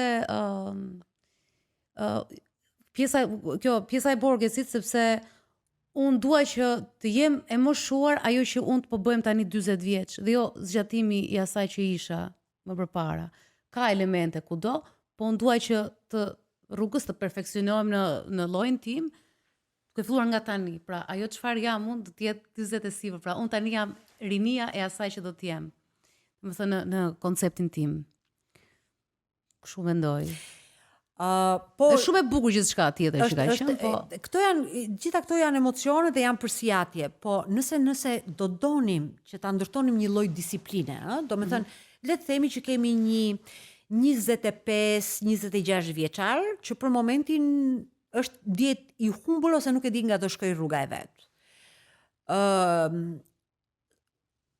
Spari shkon me një imagjinat. Do të thënë, si dua ta shoh veten, si e imagjinoj veten 35 vjeç, se nuk shkon dot, nuk shkon dot 70 vjeç. Kur je 26 vjeç, nuk shoh, është iluzioni i sartmes pasaj se është edhe një ngërç tjetër që krijohet. Kur ti projekton veten 26 vjeç, 70 vjeç. Marguerite Yourcenar, një nga shkrimtarët e mia më të mençura, më të dashura, shkruajti kujtimet e Adrianit për gjatë 20 e diçka vjetëve dhe tha, i dhash dorën e fundit 60 vjeç kur isha në moshën e Adrianit, se thosha si mund 40 vjeçare ta di se ç'a ndjen një 60 vjeçar. Okay? Pra nuk mundet një 25-26 vjeçar të di se si do jetë 40 vjeç, por mund ta di si do të jetë si ai ose ajo do të jetë 35 vjeç. Pra shkon spari me imagjinat. Dhe kjo vetja me imagjinat, e para njëherë duhet çlirohet nga shumë ndjesi të zemrimit. Edhe kjo vjen edhe me mirënjohje kur ti çdo gjë e keqe që të ka ndodhur në jetë e ke interpretuar dhe si një oportunitet. Okej, ku dëgjon, divorcin. Thua, po mora këtë dhe këtë, dhe kjo ishte vetja ime që donte në atë moment. Për këtë kisha nevojë. Kisha nevojë për fan, kisha nevojë për qetësi, kisha nevojë për thellësi, varësisht se çka ke dashur. Ndi që jam duke shkuar drejt një gjëje. Do të thënë, hajde ti bëjmë një anatomi asaj atyre ndjesive tona, po shoqëruar gjithmonë me nga ndjenjë mirënjohje, jo zemrimi. Se zemrimi nuk çon asgjë kundi. Është një gjë e egër dhe e errët që në fund gryen veten, siç e ka thënë populli. Pastaj vjen përmes për te mirënjohjes është dhe falja. Që dish dhe të falësh veten, po dhe të falësh tjerët. Sot po isha me një mikeshën time që tha, nëse i ndodh diçka bashkëshortit tim nuk do ja fal vetet. Ajo jep 100% vetes në atë marrëdhënie. Dëgjoj thash. Je duke dëmtuar veten nëse i thua kështu. Ajo që ti mund të kontrollosh është 100% i yt. Pjesa tjetër nuk është, ti nuk je Zoti. Ti nuk mund të kontrollosh gjithçka. Jep maksimumin tënd. Dhe lëre fatin të luaj pjesën tjetër. Secili ka ardhur me një plan të vetin këtë jetë. Okej? Tango, 50% ç'a bëj, 50% me ç'a vi, nurture versus nature. Dhe e treta vjen ti duke i dhënë vetes disa instrumente. Unë për shembull, sa herë që kam ndier që kam rënë në një farë moçali intelektual, lifelong learning. 2023-shin bëra e ndjeva që po krijoj një moment teknologjik, po nis me provën time, si 51 vjeçare, imagjino, domethënë ishte dhe sfidë ndaj vetes. Dhe thash, bëra një sustainability leadership në Cambridge dhe pastaj bëra një global health delivery në Harvard. Kisha nevojë që ta bëja një gjë të tillë. Edhe sfidova veten për gjatë një viti, domethënë doja. Sa ishte që ta bërkthejmë shqip? Janë kurse formimi 6 mujore, 5-6 mujore. Njëra ishte në leadership, të qëndrueshëm, duke qenë që është kjo çështja e jo vetëm e mjedisit, po se si të krijojmë një model 3 tashmë, që është përtej i shfrytëzimit të njeriut dhe të natyrës. Si mund të krijojmë një model 3 të leadershipit, dhe tjetra ishte shëndeti, po shëndeti global. Duke qenë që duhet edhe ajo 3 vitet e mjekësisë dhe ka marrë një moment ktheve prapë te mjekësia. mas Covidit, po mas Covidit ka marrë diplomacia mjekësore njihet sot e kësaj dite, okay? Dhe kam ngrënë veten me dhëmb. Po kjo ishte gjëja që duhej bërë në atë moment për të dhënë një këndvështrim të ri, një kodër tjetër, s'ka përfunduar udhtimi ynë në jetë. Dhe kjo është, dhe sa më shumë njerëz mund tërheqësh të ndërtosh një ndjenjë komuniteti. Kurioziteti të mban në formë deri, domethënë njerëzit që u kanë parë 70-80 vjeç që janë absolutisht interesante të kthjellët. Te 10 vjeçar janë të gjithë kurioz, vetëm lexojnë, kërkojnë, punojnë. Janë, domethënë nuk izolohen tek historia, siç e bëjnë, unë e them gjithmonë shumë burra që dëgjoj nga liçeni rrin tek historia. Ç'a bëri bashkim sheu. Kupton? Gratja më shumë se sot, ç'a gatova sot, më mori goca sot, ndodhi kjo gjëja sot.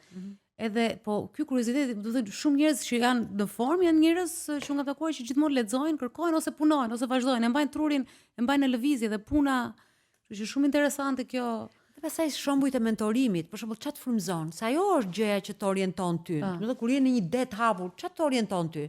Po ku janë ndjeshmëritë tua? Për shembull, ti e kupton rreth ndjeshmërive.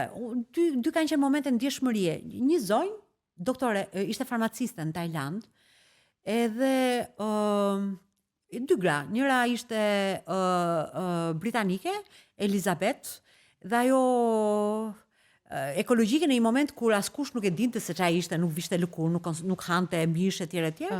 Dhe filloi të merret me fëmijë rom në Kosovë. Ajo ishte britanike, një lloj Edi Durhami i dytë. Një grua kaq e gjerë që mund të sakrifikonte gjithçka. Ky ishte momenti i ndjeshmërisë për mua. Nuk ishte asnjë lider politik. Këtu kuptova që unë e dua, për mua kjo është një mentore, okay? Ose pastaj një grua, një farmaciste në Tajland që kishte jetuar me vite dhe kishte punuar për të bërë këto mjekimet antiretrovirale, si quhen, për luftimin e AIDS-it, e SIDA-s në Afrikë, okay? Për me e bët të ekonomikisht të kapshme dhe të... Si, për kjo farmacistja vetë? Farmaciste, po, duke gjetur një, sepse këto janë formula, dhe me thënë, është një ilaç, dhe pastaj shkojnë këto formulat... Kjo ka fjale që nuk ishte fonde mbështetse... Nuk ishte, vetë, 7 herë, edhe tamam kështu që të shkon me mitet, tentoi 7 herë, dështoi 7 herë, herët e pati sukses, etj. Me thënë, secili e din nga e çojnë ndjeshmëritë e veta. Dikush do të shkojë drejt leadershipit politik, okay? Do të jetë një lider politik. Por varet ku të çon ty ndjeshmëria jote. Çfarë është një person që ty të frymëzon sot, që të ka frymëzuar para 10 viteve? Nuk është më shumë, mua më frymëzojnë njerëzit, domethënë nuk kam një njerëz specifik. Unë kam përshtypje që kam kuptuar misionin tim, kam bërë shumë prova, kam bërë prova televizive, kam bërë prova spektakli, kam bërë prova veshjesh, extensionash, të çdo gjëje. Njerëzit duan të dëgjojnë çfarë them. Përfundimisht, edhe unë besoj që tani u frymëzojmë nga ata. Do thënë, marrëdhënia ime me njerëz, unë kam krijuar edhe gjithë karrierën time vetëm në marrëdhënie me njerëzit. Pra nuk, si thua, kam punuar edhe me njerëz shumë famshëm dhe fuqishëm, në Shqipëri, që janë famshëm dhe media, sa është fuqishëm sa janë në media. Dhe jam falendërues për të gjithë, por unë jam falendëruese shumë e madhe në marrëdhënien që kam krijuar vetëm me njerëzit. Pra, për të ardhur te kjo pikë që është ky program sot, janë 20 e ca vjet, çdo ditë biseda, çdo ditë. Dhe unë që kam qenë aktive në DM, në gjithmonë në DM, në inbox, në Facebook, kudo, kam qenë dhe unë kurioze, pyesja, vini në zyrë pyesja, ata flisin, unë pyesja, ata flisin, pra ishte kështu si terapi që kam bërë gjithmonë. Dhe kjo ka qenë vetëm, ata më kanë blerë revistën, ata më kanë ndjekur, kështu që ata janë frymëzimi, janë këta njerëz të këtij vendi që me ata e marr domethënë energji, nuk skuptoj, do të thënë, e ke parë dhe këtu te kjo vila, kam ndërtuar botën time ashtu siç e dua dhe me ata njerëz. Kam një Shqipëri kështu të timen. Madje po e dëgjoj edhe një serial që kisha shkruar që tha një personazh që unë krijoj një Shqipëri time, thash, kjo fjalët e mia. Kështu që aty e marr dhe besoj tash unë jam në atë lloj misionin tim, që nuk është mision self-help, nuk dua ta bëj këtë, se them pse do ta kush jam mund të them si të bëhesh ti më mirë. Besoj që është një shpeshherë një vetbesim shumë i madh dhe pastaj kalon bëhet fitim prurës edhe ti e shtyn. Do të thënë, është çik vetbesim. Të kuptoj plotësisht. Vetbesim që vjen nga mosbesimi, kalon në vetbesim dhe pastaj është shumë lukrativ si biznes, shumë i mirë, që është okay, se ti lodhesh duke folur do marrësh ca lek. Ka problem. Por unë dua që të krijoj një formë ku të gjithë të ndihmojnë njëri tjetrin. Pra historia jote reflekton të tjetri. Le ta modernizoj, nuk ka problem. Por nuk dua të jem unë ajo që të dal me flamur dhe them, ti do bësh kështu sepse eksperienca ime kjo, eksperienca ime, domethënë se bëj dot. Në një moment unë besoj një gjë dhe mbas 3 ditësh them, gabova prap. Besoj që nuk do gaboj kurrë dhe gaboj, tash unë kam qejf të ndaj edhe gabimin tim.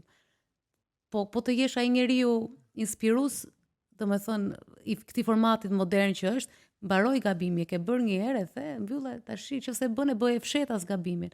Kurse unë se duhet jetojnë vërtetën time. Kështu që ndaj tha, unë jam ajo që jam me gabimet e mia, po dua shpëndijë pastaj ju të gjithë ndihmoni njëri tjetrin. Këtë mendoj.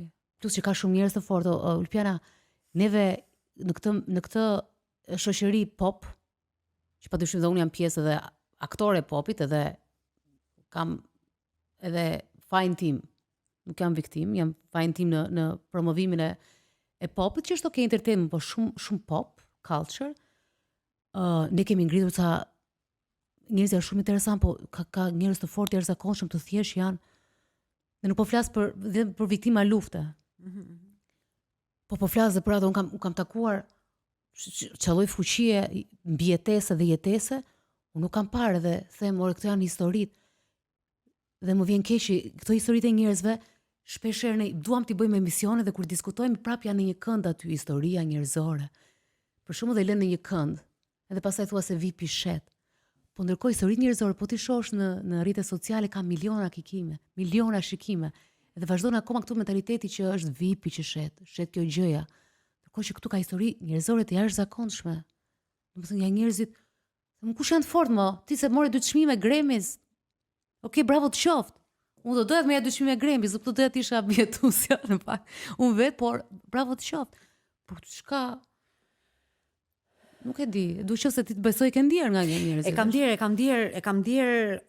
Se më pëlqen se dëgjuse shumë e mirë, do futet dhe flasë ti ke. Jo, është e vërtetë. Ke një lloj stili dëgjimi që të akomodon shumë për të folur më shumë. Kjo është magjia e dialogut, Odelin, se tani secili rri mendon se çfarë do përgjigjet dhe nuk e dëgjon tjetrin. Po dëgjoj se për mua është unë jam duke thirrur përvojat e mia dhe për të kuptuar se ku jam me këto gjëra. Dëgjoj një nga rrëfimet, një nga historitë njerëzore. Kam dëgjuar 2-3 shumë të forta në emisionin tënd, domethënë përveç atyre që kam dëgjuar dhe që edhe si gazetare, domethënë me mira rrëfime njerëzore.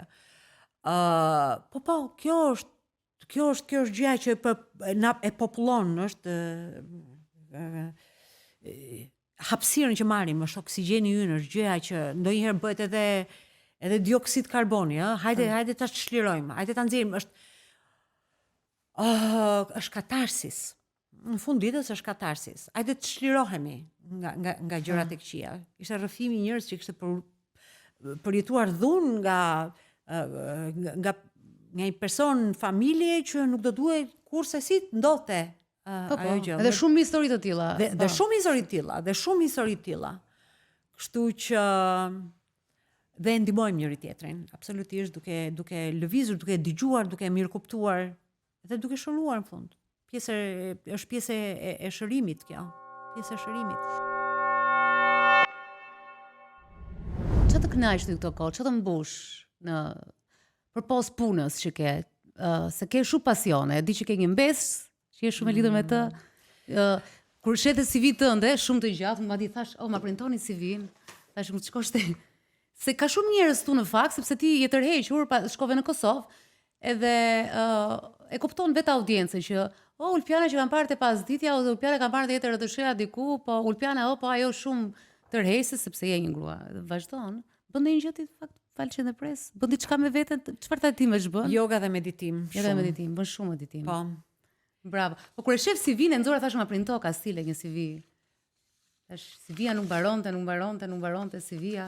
Ndërkohë që shumë njerëz tu mbajnë mend nga pasditja, ndërkohë që ti ke kaluar në shumë gjëra dhe me shumë humbleness, të paktën në Shqipëri, nuk është se të kemi parë shumë, je shumë ka marrë një pozicion më diskret, sepse në një kohë kur ka superinflacion, them, po mirë ja dhe unë thash një histori më shumë.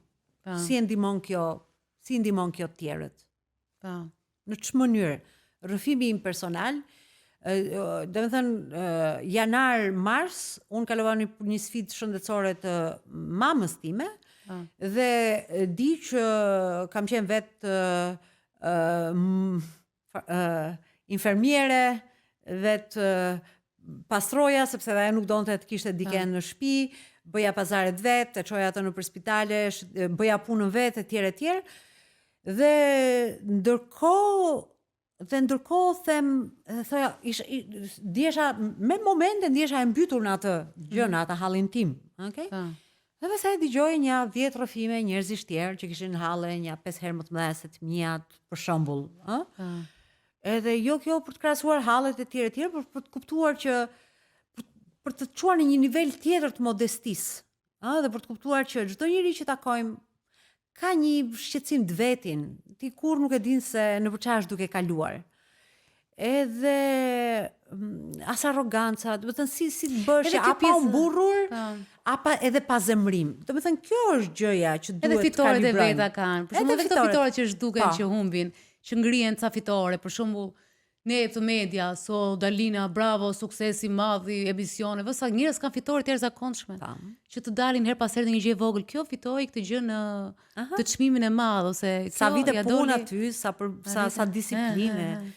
Edhe shumë çka. Prandaj un kam shumë shef të bëj kështu podcaste që flasin edhe le të flasin, të dëgjojnë njerëzit, se tash gjë e mirë e kësaj pjesës kohës së sotme është dhe ekstremi tjetër që po frymëzohen shumë njerëz, duke filluar nga Amerika që nisi me podcaste ku njerëzit flasin dhe bisedojnë, dhe ka podcaste me miliona shikimi, janë podcaste, është një Joe Rogan që flet e ka 2 orë e gjysmë podcastin. Dhe unë kam shumë shef ta dëgjoj, apo Haberman Lab, që është neuroshkencëtar, që është nga unë nuk e dija që ishte nga podcaste më të dëgjuara në botë për neuroshkencën, që do doja shumë kishte shumë neuroshkencëtar në Shqipëri, po si jemi vend. Estel Perele nisi një podcast. Edhe Ester Perel. Pra, njerëzit duan të shtrohen dhe të kuptojnë. Në këtë zhurmë ka edhe njerëz që duan të kuptojnë. Më the diçka që fole për vete, se fole 2 herë, 3 herë tani për mua. Dhe u të thoya një gjë të vërtet që më erdhi duke folur me ty, për ty. Janë 2 gjëra, një të thash ta leja surprizë. Po këtë se më erdhi duke kur ti po flisje për mua, çfarë më ngacmove ti mua tani? Ti mua më ngacmove një pasiguri të time që më ndodhi në një moment jetës. Sepse unë jam rritur nga një baba që ishte gjithkohës lexoni libra. E kishte shumë të tepërt. Shkonte gjithmonë në panerit e librit dhe vinte me 3 qese librash. Pra, nuk bënte pazare kështu se ishte gjithkohës, po vinte me 3 qese dhe mbushte. Dhe libra të panevojshëm, libri i Thoma Filanit që se njifte njeri. Dhe kemi një bibliotekë. Unë e vogël kam pas lexuar shumë. Dhe her pas here më kapte pasiguria sepse unë nuk kam memorie të asaj që kam lexuar. Dhe ti më krijove mua, më riktheve i kompleksin që kisha nga fëmijëria, sepse nga që ti e gjithkohës që citon libra, edhe ke kaq shumë memorie dhe flet për perandori romake, dhe unë her pas here ndërkohë që ke folur kam bërë sur kam ditur ca gjëra dhe nuk i dija. Okej, nëse unë shikoj këtë rrugtimin tënd, them ti ke një shpirt sipërmarrës dhe novator. Domethënë ti je gjithmonë disa hapa përpara të tjerëve. Po. Okej? Unë jam nuk e njoh të dimensionin po unë jam rritur me këtë, jam rritur me inovator, më ka dalë mua, po unë jam rritur se atëherë ka qenë dhe diçka dhe në familjen intelektuale që diskutoj libri, pjesa e leximit. Kurse ti më gjallë mua pa dashur këtë. Nuk ka lidhje fare. Kjo është tamam fiks, kjo është saktësisht ajo gjëja që ambienti ka krijuar për ty. Për shembull, më kujtohet fillimisht ku ne nëse do të shikoja të ishe në atë kohë ishte të lexoje. Okej, kjo ishte. Të ishe të lexoje. Sot të jesh do të thotë shumë gjëra.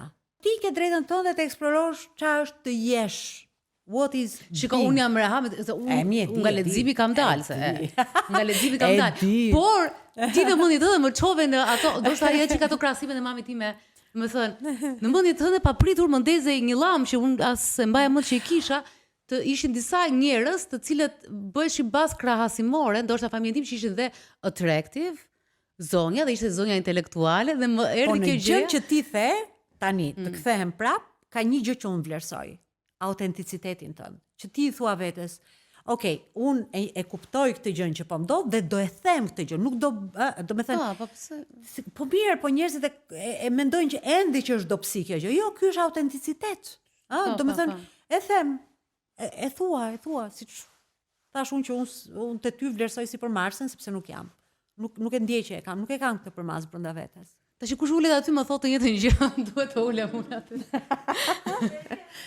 Po e kam, po është në bankë është pak e vështirë ajo, në bankë pak e vështirë. Po ndoshta edhe fakti që unë kam gjithmonë kam admiruar për së largu sepse ndoshta është ajo imazhi me cilin jam rritur. Ke dha të gjën. Tash e kuptova unë që në subkonsciencën time, sepse je dhe shumë tërheqëse, edhe vishesh bukur, po ndërkohë dhe intelektuale, edhe ndërkohë edhe ndoshta të vëllai diplomatik, ka qenë imazh ndoshta që mami mund të ma ketë ndoktuar fshetas. Nuk ma the ende befasin. Atë surprizën. Po. Surpriza për ty dhe shumë e bukur. Më premtove që fillim, që përpara se të fillonim. Kam një mikun tim shumë të mirë, edhe ula dhe ai është shumë i suksesshëm, i jashtëzakonshëm.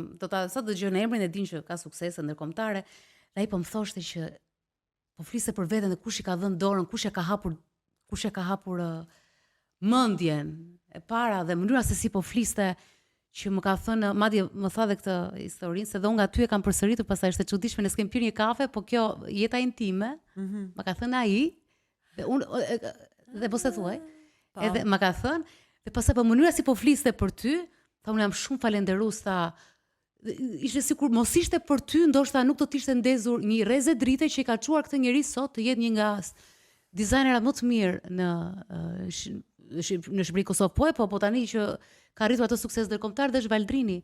Dhe ka thënë kur ka thënë Ulpiana Lama, po thash do thoshte një njerëz 80 vjeç. Sepse ai është po e ka thënë me shumë pasion për ty. E më ka ngjitur në mendje. Është një marrëdhënie speciale Valdrinit, ka qenë student i imi, fare i ri, edhe në auditor çdo profesor, kudo që të pyesësh, I was a lecturer, edhe ligjërues, jo profesor, sepse duhet të mësoj mbrosh tituj etj, duhet të rreshtosh aty që të shkosh asaj rruge. Nuk ishte kjo mënyra si e shifja veten, grumbullimi i këtyre etj, profesor, doktor i asociat etj. Akademike Ulpiana Lama, jo, nuk ishte kjo. Por çdo kush që ka të bëjë me një audiencë shkon për 2-3 persona, ndoshta edhe një. Që ti e kupton që ata janë the outliers, ata janë ata që do të kapin më shumë, do bëjnë më shumë, ata po të kuptojnë aty dhe ka shumë potencial tek ata. Dhe Valdrini ishte një nga ata. Çfarë shihte Valdrini, kuriozitet? Valdrini ishte ka një inteligjencë natyrore të jashtëzakonshme. Është i lidhur, domethënë është inteligjenca e tij, po dhe e ka emocionale shumë të fortë. Domethënë unë e ndjej vibrimin Valdrinit, dhe them mund të jetë kjo si e sot. Je mirë ose është duke ndodhur një gjë, ku e di më thot. Dhe vetëm e ndjej, është një lloj vibrimi që pikërisht ja ndjej, është një lloj sinkronizimi intelektual dhe emocional. Ndoshta jemi në të njëjtat fasha. Unë kam respektuar fakti që ke qenë duke qenë në një pozicion interesi apo pozicion kolegu, ke qenë në pozicion profesori. Edhe është shumë e rëndësishme që ta thotë ti je në një pozicion profesori për dikë që sado që ti e di që ishin the outliers apo ai kishte diçka më shumë, ata nuk e din. Ne nuk e dim shpesh se mund të dim diçka në krahasim që ndoshta jemi pak më të zgjuar se ky njeriu këtu përballë, po një më i bukur na duket më i mirë se ne, apo një me lek na duket, jemi në atë fazën e studentit që nuk kuptojmë shumë, nuk evidentojmë çdo zëdilsi. Por mënyra se si e thash unë, okay, nëse ka qenë në atë pedagogu që s'kishe pse, edhe lecture s'kishe pse, bëje mësimin dhe ikje, thash kjo është shumë interesante. Unë e kam shumë qejf ta evidentoj diçka te një tjetër. Më pëlqen mos ta lë. Se edhe mua më kanë bërë shumë njerëz mësues, profesor që më kanë thënë diçka. Domethënë edhe është mirë që mos ta lësh pa e thënë. E di çfarë më vjen bukur dhe më vjen mirë që Valdrini e citon këtë dhe sot, sepse e ke ndier Dalin që ne të gjithë kemi nevojë, në një periudhë kohë kemi pasur mentorët tanë, okay? Edhe ato janë sigurët e sinorit, që janë aty, ti duhet të arrish atë, por kur e te i kalon, ajo ngelet e shkuar. Dhe mua më ka ndodhur me disa profesor ose pedagoge, që kur unë kam djerë që rruga më ka çuar një gjë tjetër dhe i kam te kaluar, kam gjithmonë një mirënjohje. Më ishte shumë i rëndësishëm ose më ishte shumë e rëndësishme në atë periudhë kohe. Okay? Kur kjo gjë ndodhi, po ishte aty dhe është si në një muze, është një artefakt, vendoset aty dhe mbetet aty. Po që është kjo kujtesë e gjallë, që ti e ruan respektin ose që ky personi mund të thotë ende gjëra interesante për ty, unë jam e nderuar dhe e privilegjuar pastaj kur e ndjej këtë gjë. Shiko, është ajo që po thoya edhe më parë për legacy. Është legacy. Thank you for sharing this. Që mua ka bërë shumë përshtypje. Dhe pasioni me cilin e tha, domethënë këtë ta kesh nga mua ishte se po prisja, po e rrise se është dhe storyteller Valdrindër të tjera shumë i mirë. Sakt. Dhe unë kam shumë qejf domethënë se është shumë e këmbë në tokë, shumë konkret. Është konkret, më pëlqen kur flas me të. Dje po flisja madje, po i hapesha. Edhe the story, domethënë ishte fantastike. Unë u kënaqem bashkë shumë. Kam në një pyetje të fundit për të për të kthyer prapë tek odiseat e eksplorimit e kërkimit dijeve të meditimit, të yoga, të ndryshimi, kurioziteti që ke për çdo gjë. Je në paqe?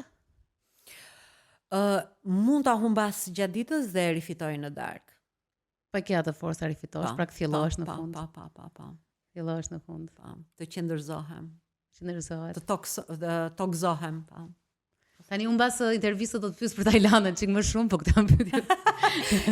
Mirë. Do kesh sa miq aty të na ndihmosh në ndonjë gjë në Tajlandë.